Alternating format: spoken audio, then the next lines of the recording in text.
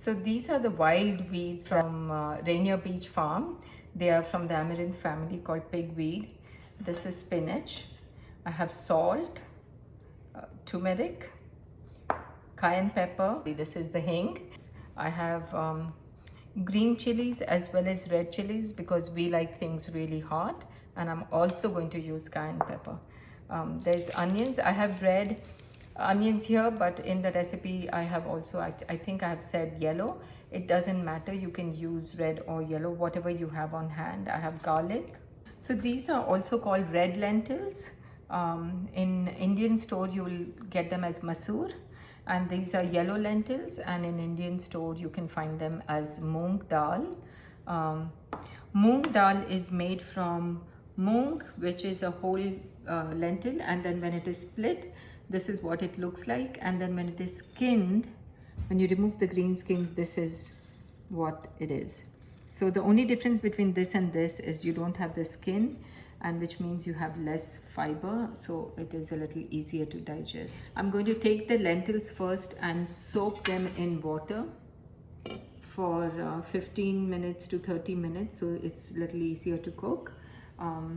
We are going to discard the water in which it is soaked. So I use this water to water my plants. I usually use the water that I use to rinse out rice and lentils to water my plants, including the water that I use to rinse out the greens. So I have half a cup of yellow dal and half a cup of red dal that I've soaked for half an hour now.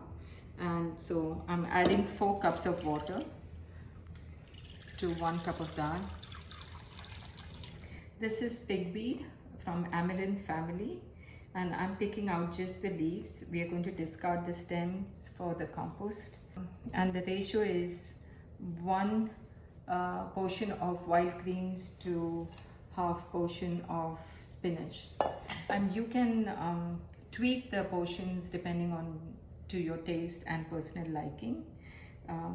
And you can use any greens that you like. It doesn't have to be pigweed or amaranth, but I do recommend that 1 portion of spinach is definitely there because it's sweet and mellow, and it will kind of complement the wild weeds that you use. So I'm chopping the wild greens and the spinach in just rough chops, no stems in this. Also chop the chilies small as well, and then we are going to reserve some aside for the tempering.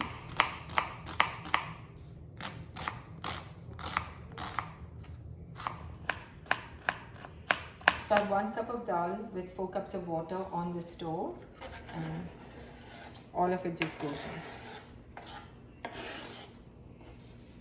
I'm going to add a teaspoon of salt, and then what we'll do is when the dal is ready, we will taste it and we'll adjust the salt to taste. And then I'm going to add half a teaspoon of turmeric. We call this haldi, and then just make sure everything is soaked in water. So usually while this is cooking, I will cut the rest of the ingredients and get them ready for the tamper or the tadka. Tampering or tadka is basically putting the final touch to the dal right before you serve it for dinner or for lunch. So this is the reserved chilies, the reserved garlic, and the reserved onion that I chopped fine. I'm going to saute this in ghee. Ghee is clarified butter. It is made from cow's milk, and if you are vegan, then you can use oil. If you don't have access to ghee, you can, and you're not vegan, you can still use butter. You can also use a combination of 2 depending on how you like the taste to be. If you can use part ghee, part oil, or part butter, part oil. I personally like ghee very much because I guess I grew up with it, so I use a lot of ghee. I'm preparing the tadka or the tempering in this pan.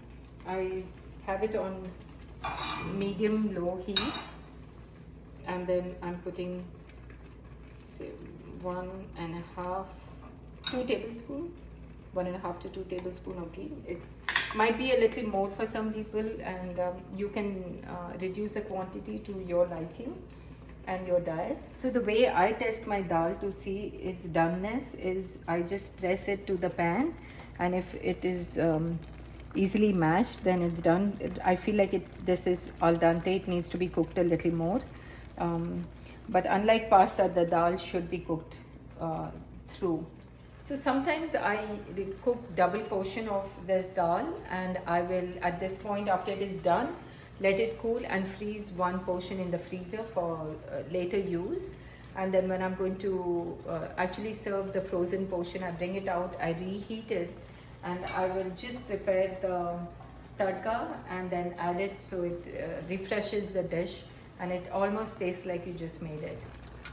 So let me share with you my incredible spoons first. These are my poor spoons that fell into compactor, but I don't have a heart to throw them away.